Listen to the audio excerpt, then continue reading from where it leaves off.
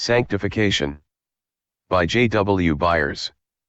1902, Gospel Trumpet Company. Chapter 6. Sanctified by faith. But without faith it is impossible to please him, for he that cometh to God must believe that he is, and that he is a rewarder of them that diligently seek him. Hebrews 11:6. That they may receive forgiveness of sins and inheritance among them which are sanctified by faith that is in me. Acts 26:18. Therefore, being justified by faith, we have peace with God through our Lord Jesus Christ, by whom also we have access by faith into this grace wherein we stand. Romans 5:1 and 2. Faith in the blood of Christ. Wherefore Jesus also, that he might sanctify the people with his own blood, suffered without the gate. Hebrews 13:12. But if we walk in the light, as he is in the light, we have fellowship one with another, and the blood of Jesus Christ his Son cleanseth us from all sin. 1 John 1:7. Dead to sin by faith. Knowing this, that our old man is crucified with him, that the body of sin might be destroyed, that henceforth we should not serve sin. For he that is dead is freed from sin. Likewise reckon ye also yourselves to be dead indeed unto sin, but alive unto God through Jesus Christ our Lord. Romans 6:6, 7 and 11. Free from sin by faith. Being then made free from sin, ye became the servants of righteousness. For as ye have yielded your members servants to uncleanness and to iniquity unto iniquity, even so now yield your members servants to righteousness unto holiness. But now being made free from sin and become servants to God, ye have your fruit unto holiness, and the end everlasting life. Romans 6:18-22. Jesus answered them, Verily, verily, I say unto you, whosoever committeth sin is the servant of sin. And the servant abideth not in the house forever, but the Son abideth ever. If the Son therefore shall make you free, ye shall be free indeed. John 8:34-36. And ye know that he was manifested to take away our sins, and in him is no sin. Whosoever abideth in him sinneth not. Whosoever sinneth hath not seen him, neither known him. He that committeth sin is of the devil, for the devil sinneth from the beginning. For this purpose the Son of God was manifested, that he might destroy the works of the devil. Whosoever is born of God doth not commit sin, for his seed remaineth in him, and he cannot sin because he is born of God. In this the children of God are manifest, and the children of the devil. 1 John 3:5-10. A pure heart by faith. And God which knoweth the hearts bear them witness, giving them the Holy Ghost, even as he did unto us, and put no difference between us and them, purifying their hearts by faith. Acts 15:8 and 9. We receive the Holy Spirit by faith, that the blessing of Abraham might come on the Gentiles through Jesus Christ, that we might receive the promise of the Spirit through faith. Galatians 3:14. That I should be the minister of Jesus Christ to the Gentiles, ministering the gospel of God, that the offering up of the Gentiles might be acceptable, being sanctified by the Holy Ghost. Romans 15:16. If ye then, being evil, earthly, know how to give good gifts unto your children, how much more shall your heavenly Father give the Holy Spirit to them that ask him. Luke 11:13. Sanctification is a redemption blessing offered to us upon specified conditions. The natural and general blessings of God toward men, such as the sunshine, rain, and all other temporal or earthly blessings, may be received alike by both saint and sinner, who come into conformity with the natural laws by which these natural blessings are governed. Every redemption or spiritual blessing is also governed by divinely fixed laws, which if complied with will invariably bring to us all that is contained in the promise. God is able to bestow upon us these blessings unconditionally if this should be his sovereign will in some individual instances, but according to his redemption plan there is no assurance given to anyone for any of these specified blessings without a strict conformity to divine law. The Word of God plainly sets forth the laws upon which these different redemption blessings are based. Repentance and faith are the laws of justification. It is a divinely established fact that God cannot lie. He has forever settled his word in heaven and also upon earth, therefore, it is impossible that any sinner should comply with the laws of repentance and faith and not be justified. Consecration and faith are the laws of sanctification which, if complied with, must necessarily bring us into this glorious soul rest. We have considered the law of consecration as a condition of sanctification in a previous chapter, and from the quoted texts in this chapter we will now briefly consider the law of faith. These laws are definitely fixed and must as definitely be complied with. A definite consecration and a definite faith will produce a definite experience. One great lack in the church today is a lack of definiteness.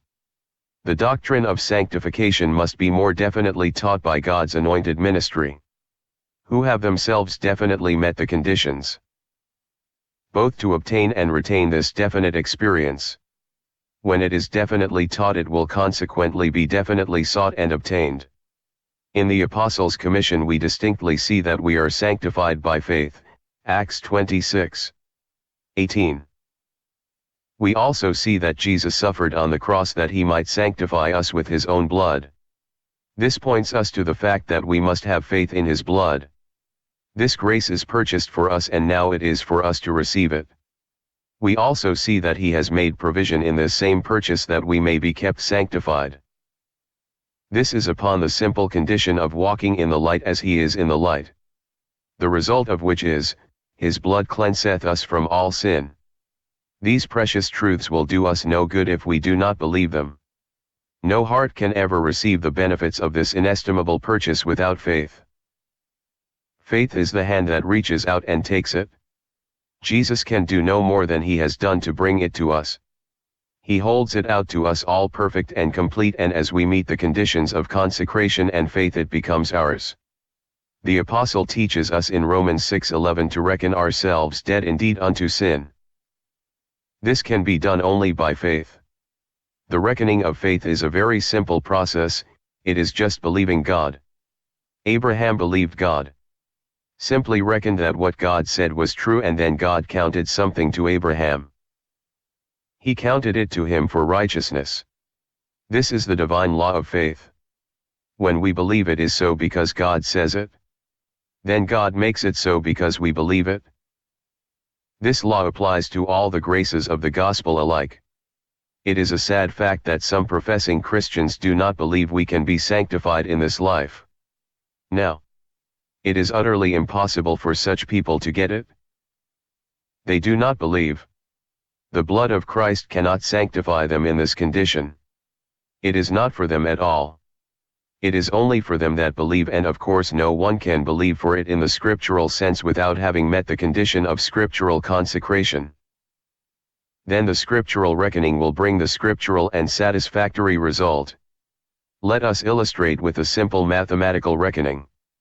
In a case of addition, we take two numbers and reckon them together before we get the sum. It can never be obtained any other way. The two numbers are entirely distinct and separate from each other until they are reckoned together. It is the reckoning that produces the sum. This is exactly true in the process of faith. The justified believer comes to God for his inheritance of sanctification. He makes the absolute and definite consecration. He sees that the blood of Jesus has been shed that he may be sanctified. This is Jesus' part. The consecration is the believer's part. There are the two separate parts which, if they are not reckoned together, will never produce the result. We might say that we have now made the consecration and can do no more. This would be a mistake. We can do more, we have not yet done the reckoning. We can take the two parts, the blood of Jesus and our consecration, and by faith add them together, and according to the immutable law of God, which is the law of faith, the sum of the reckoning is our sanctification. This is the scriptural method of obtaining this experience, and as we from henceforth reckon ourselves dead indeed unto sin upon the condition of an absolute, unbroken consecration, we may rest assured that the blood of Jesus keeps us cleansed from all sin. The fact that someone may say he does not believe we can be kept free from sin, by no means affects this divine law. It is as true as heaven. despite all the unbelief of men. Oh! The power of the sin-cleansing blood! Can we not say with deep, heartfelt reality, Hallelujah for the cleansing, it has reached my inmost soul? Truly it is the sweet soul rest, the heavenly Canaan of the soul, which is the inheritance of the people of God. The Apostle Peter, in his testimony of the inwrought grace of God at Pentecost, speaks of this law of faith which effected in him and his brethren at Jerusalem, as well as the household of Cornelius upon the event of their induction into this glorious grace. The experience of heart purity, and put no difference between us and them, purifying their hearts by faith. This is one phase of sanctification, and according to the testimony of Peter, was a part of the Pentecostal experience. The other phase of it is, in the previous verse of this testimony, giving them the Holy Ghost, even as he did unto us. This is explained by the Apostle Paul, that we might receive the promise of the Spirit through faith. Galatians 3:14. Now if we turn to Romans 15:16 again, we see that we are sanctified by the Holy Ghost. Certainly it could not be made more plain than these scriptures set it forth. We receive the pure heart and the Holy Spirit by faith, which experience is scripturally termed sanctification. Therefore, we can understand the language of Jesus in that part of the commission of the apostle already quoted, and inheritance among them which are sanctified by faith that is in me. Dear brother and sister, let us magnify God and the name of Jesus for our inheritance, and if there should be one reader who has not yet entered into this promised land, let us go over at once and possess it. We see a beautiful example of faith in the experience of the children of Abraham crossing the Jordan to enter into their literal inheritance. The priests that bore the ark which went before the people were to be the first to go down into the stream which God had said should be divided, and the people should go over into their inheritance. As they came down to the river, their feet were dipped into the stream before the waters parted. God had promised it. They believed it and obeyed accordingly, and God fulfilled his promise. The waters were parted and they all passed over. How different this was from those who, 40 years previous to this event, had been brought by the hand of God to Kadesh Barnea, who had all the promises of God in their favor that he would cause them to go in and possess the land. But because of unbelief they were sent back into the wilderness to wander and die. This literal Canaan was their promised land, their land of rest, their very own. God had promised Abraham that it should be possessed by his seed, but these forfeited it because of unbelief. This was the type of this spiritual inheritance of sanctification, our land of rest, our very own, which we, the spiritual seed of Abraham through faith in Christ, are to go into and possess. The apostle gives us some wholesome admonition upon the importance of seeking to enter in. Take heed, brethren, lest there be in any of you an evil heart of unbelief, in departing from the living God. Hebrews 3:4. An evil heart of unbelief will most certainly cause us to lose our inheritance. We are made partakers of it only by faith. As certainly as the unbelief of literal children of Abraham caused them to be rejected and disinherited, so will unbelief cause the same sad result in losing the spiritual inheritance. They provoked God with their unbelief, and he who had sworn to Abraham that his seed should possess Canaan, now swear that these unbelieving ones should not enter in. They could not enter in because of unbelief. God's word was not broken, however, for he brought into this land those of the children who, their unbelieving fathers said, would become a prey to the inhabitants of the land. And what still keeps God's word from being broken is that he has opened to us this glorious spiritual land and tells us to go over and possess it. Dear brother, are you at Kadesh Barnea today and afraid of the giants? God has given the land to us. The message of reproof comes to you with this solemn and important question. How long are ye slack to go to possess the land which the Lord God of your fathers hath given you?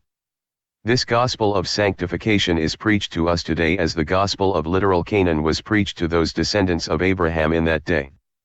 It did not profit them, not being mixed with faith in them that heard it.